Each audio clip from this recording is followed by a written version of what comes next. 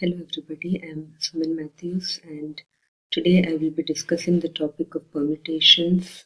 This is a part of grade 11 math and also a part of the NATA National Aptitude Test for Architecture Math Entrance Exam.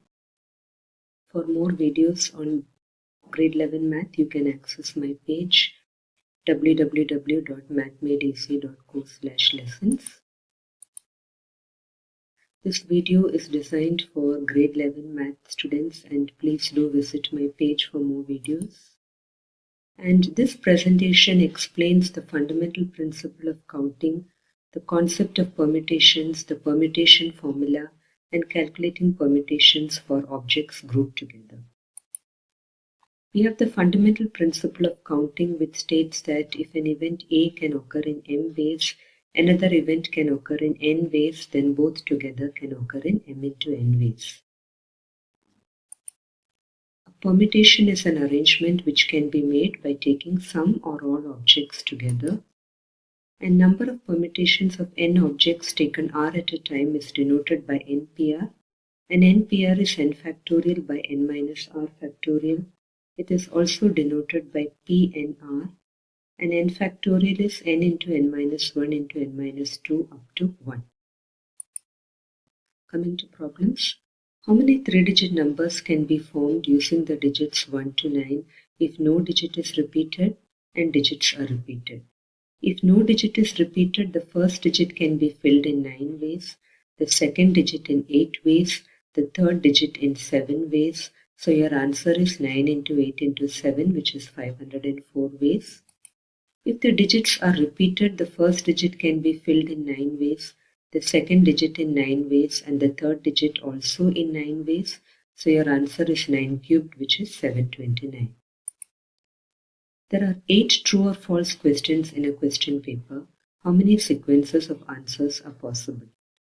Each question can be answered in 3 ways, true, false, or blank. And there are 8 questions, so by the fundamental principle of counting, total number of ways is 3 into 8, which is 24.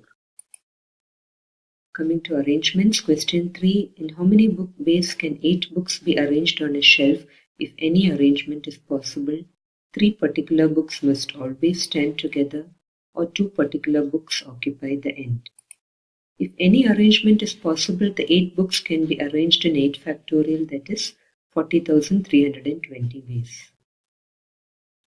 Now, if 3 books have to be put together, treat the 3 books as 1. So there are now 8 minus 3 plus 1, that is this book. So 5 plus 1, 6 books. These can be arranged in 6 factorial ways, and the 3 books within themselves can be arranged in 3 factorial ways. So your answer is 6 factorial into 3 factorial, which is 4,320. And if 2 particular books occupy the end, arrange the 2 particular books at the end. You can have first book here, second book here, or second book here, first book here. There are 2 ways of arranging these 2 books at the end. The remaining 6 books can be arranged in 6 factorial ways. So again, by the fundamental principle of counting, total number of ways is 6 factorial into 2, which is 1,440. In how many ways can 4 boys and 3 girls be seated in a row so that no 2 girls sit together? We first arrange the 4 boys in a row. This can be done in 4 factorial ways, and now there are 5 spaces left for the girls in between. So these can be filled in 5 P3 ways. So your answer again by the fundamental principle of counting is 4 factorial into 5 P3, that is 1,440 ways. Coming to question 4, how many restrictions can be made from the letters of the word vowels if there is no restriction? Second, each word begins with S and ends with E, and third part, all the vowels come together. The word vowels has 6 letters, none of which is repeated, so if there is no restriction, the letters can be arranged in 6 factorial ways. If the first letter, second condition, each word begins with S and ends with E. So we fix S and we fix E. The remaining 4 letters can be arranged in 4 factorial ways. If the vowels are together, the word vowels has 2 vowels, O and E. So treat the 2 vowels as 1. There are now 5 letters V, W, L, S and this one vowel which can be arranged in 5 factorial ways.